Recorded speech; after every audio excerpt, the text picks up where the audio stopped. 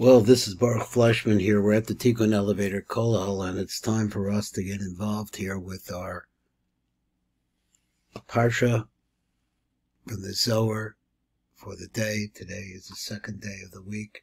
Today is the 15th of the month of Shevat, also known as Tu B'Shvat. Now, in the rabbi at our synagogue, very interesting something that he said. I noticed that, my travels around, because I've davened a long time in Sephardi synagogues, and now I'm davening really in a place which is pure Ashkenaz. The rabbi said something, that Jews live for hundreds of years, or maybe thousands of years, it's hard to say, in Europe. Europe's cold. It's colder than, it's as cold as the coldest places in the United States. So there's a place where when Tu B'Shvat comes around, which is in the middle of the winter, you don't see too many fruits around. So this is the time of the fruit. But what you do see is the beginning of the sap starting to run in the trees.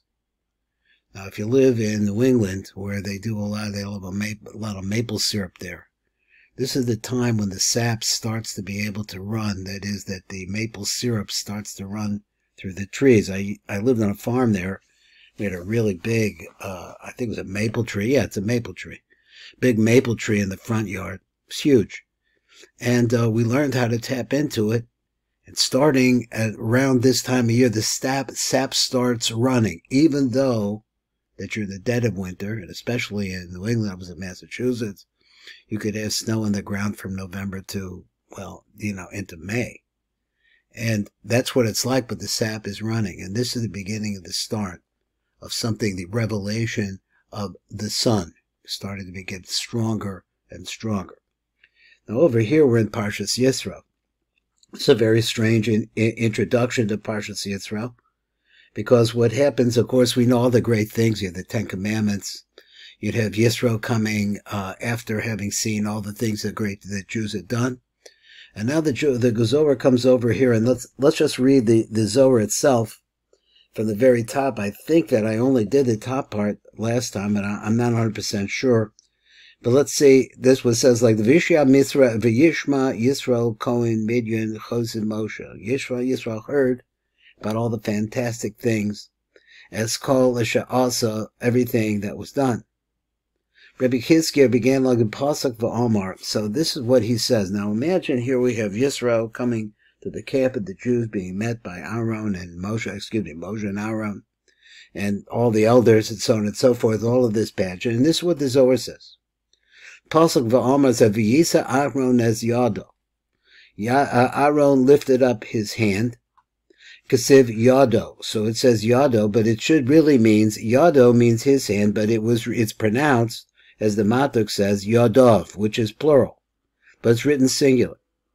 Ksiv Yado Chad, which means one hand. Begin the boila Rama Yamina al Smolo. And the reason why we mentioned the one hand, when we say with one hand, we mean the right hand. That right hand is the hand, metaphorically, of Chesed. Ukim Neraza. Now, the secret of this has been explained. Now let me see if I've read this before. We found in the Sefer, in other words, in Shlomo Melech, in his writings, the Kol Man Da'arim Yadoi Lamala, anyone who lifts up his hands towards the heaven, B'lav Ine B'tzalusa the Ba'usa, and it is not for the sake of prayer or requesting or begging from Hashem. Hai ihu bar nashdis lataya ma'asar sholtanim mamanin. So he says there are 10 different rulers, angels that rule over curses. V'inin asar shalit and the bishachaya be'ir, and these 10 rulers, in other words, these are the powers of the channels that can be opened up of punishment. A shachoya be'ir, that was in the city. I'm not sure what ir means here. Ilun inan asara the Mamanan al Pariso the Yadin La'ela. These are the ones that are appointed over the spreading of the hands up above. Lanata hachut salusa. And what's the idea that we're saying over here? Is that when you make a prayer, is to take the prayer. Let me get it over here. O haki berchasa, or the bracha that we're talking,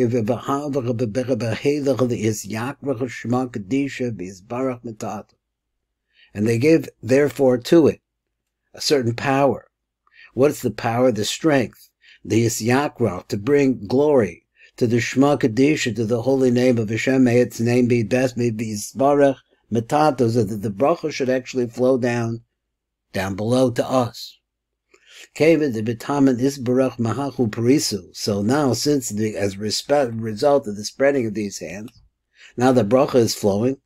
Parisa, the yod and the ela, when it happens from up above, Kaden is baruch me'ela v'iz yakar mikol citron, and then there's a bracha that comes from up above, and that there's glory and beauty mikol citron from all sides.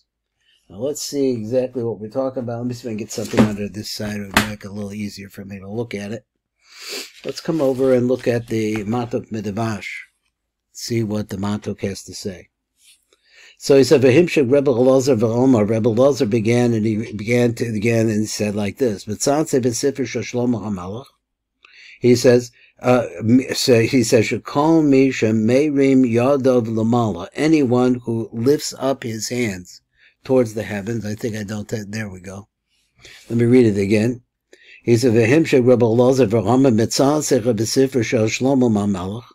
He says that kol mi shemeirim yadav lamala shelo l'tzorach tefilas hagevuos, that lifts up his hand, which is not for the sake of the tefilos, the fixed tefilos, which are morning, afternoon, and evening, or bekashas pratius, or just those at those times, or when a person has a specific request that he's trying to beseech Hashem for. So he says, Hi ihu bar nash the islatim v'chasar sholtanim amonim. Now, what this means exactly, I'm not sure. So we have to see the Gemara, the Zohar, as it goes on. He said the translation is that a person who lifts up his hand towards heaven, and it's not a time of the fixed prayers, and it's not a time where he has a special request that he's making for Hashem. In other words, it's not the relationship to Hashem. Zeha alam shemiskala v'chasar sholtanim. So this is a person who is cursed by 10 different angelic rulers. And these are the 10 angels that are appointed over the lifting up of the hands. What's pshat here? The fishuhu ma'ora osam al chidan, because he's arousing them for nothing. So they're saying like this, actions, and we see this in the Zohar all the time, that actions that take place down below have an effect in the source of all reality. So it means that the source of the flow of whether it would be good or bad. So here he says that a person lifts up his hand in prayer at the right time. This has an effect on the hand up above. But if, on the other hand, the person wastes that, then he is arousing the hands from up above, so to speak. And as a result of that, he's wasting that. So now he says these appointed angels. In other words, they're fixed angels. They have a specific channel that they manage. And where are their roots? Their roots are in the 10 spheros of the Malchus of Atzilus. Hanikras ear, which is called the ear, city. So he says, why would that be? He says that because there are 280, this is the number Parsha, Par, that's 280, Dinim Shaba, Gematria, ear. Ear, apparently, is 280. Now, what is 280? Me'ore or Ba'arocha. So this thing from the Morior. So what is he telling you about? What is 280? If you don't know what 280 is, it's actually the Gematria of what's called in Hebrew, in Kabbalah, is called the Mansapach. Now, there might be other pronunciations of that, but what is a Mansapach? Mansapach represents the final letters. There are 22 letters in Hebrew in the regular alphabet, and then there are double letters. There are letters which are considered to be the endings of words. So here, Mansapach would be Mem, the Mem Sofit, then it would be the Nun Sofit, then it would be the Tzadit Sofit, and then it would be the Pei Sofit, and then it would be the Chaf Sofit.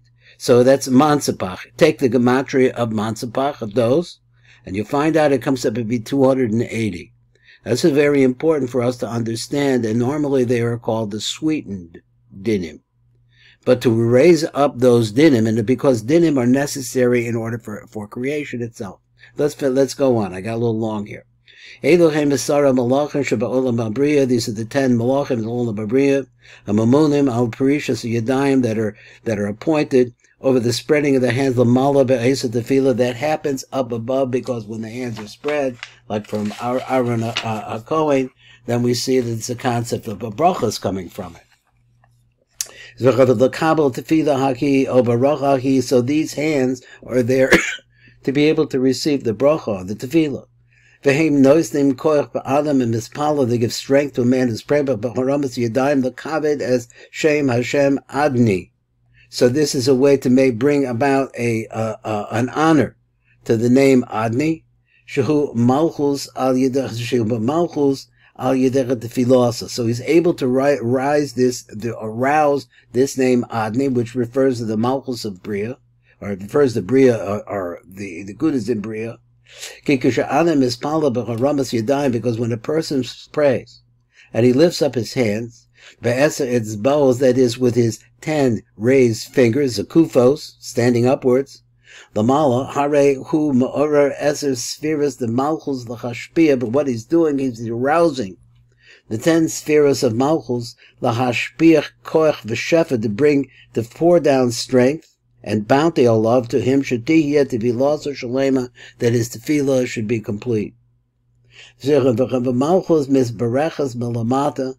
malchus, as a result of that, is blessed from down below, mekoach tefilah ubirkosa. So when a man makes a prayer, he makes a blessing.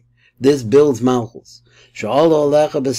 Because these things go up to malchus, and this is the whole mechanism of the answer to your prayers. Is that prayer from the bottom is called Mayim Nukvin. It is the female waters, because it's the waters of emptiness and need.